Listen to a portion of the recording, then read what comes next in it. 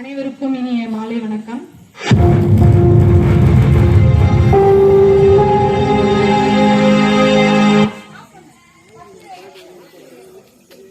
பெண் என்பவள் ஒரு அடிமை, பெண் வீட்டின் ஒரு வேலையாள், பெண்ணானவள் ஒரு ஆணுக்கு அடிமையே. அவளுக்கென தனி ஆசையோ உரிமையோ இருக்கவே கூடாது என்கிற உன்னத சட்டத்தை கொண்ட புண்ணிய உலகில் வாழ்ந்து கொண்டிருக்கிறோம். இதோ இந்த குறைந்த நேரத்தில் சமூகத்தில் பெண்களின் இன்றைய நிலையை சித்தரிக்க வருகிறார்கள் எம் அந்தோனியார் அன்பிய குடும்பத்தினர். முடிந்தால் இதற்கு ஒரு நீதி சொல்லுங்கள் பார்க்கலாம்.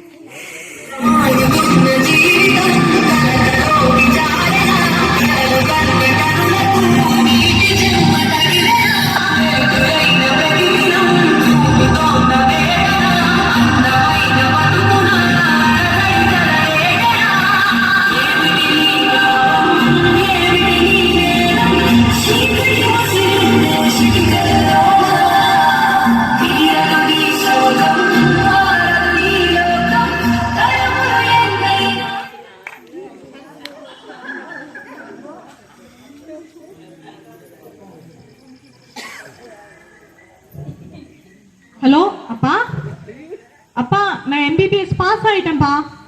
உங்க கஷ்டத்துக்கு எல்லாம் நல்ல ஒரு விடியல் கிடைச்சிச்சுப்பா. என்ன ஆசீர்வாதம் பண்ணுங்கப்பா.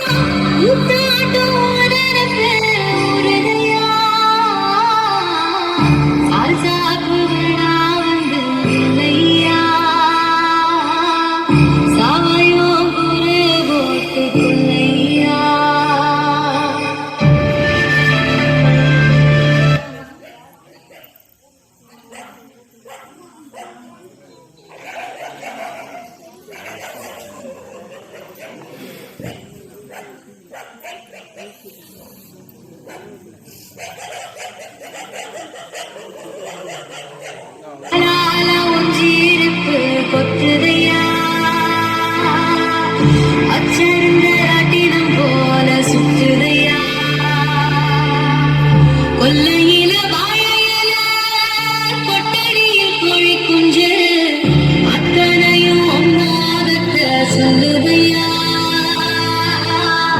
ஆடும் நாடு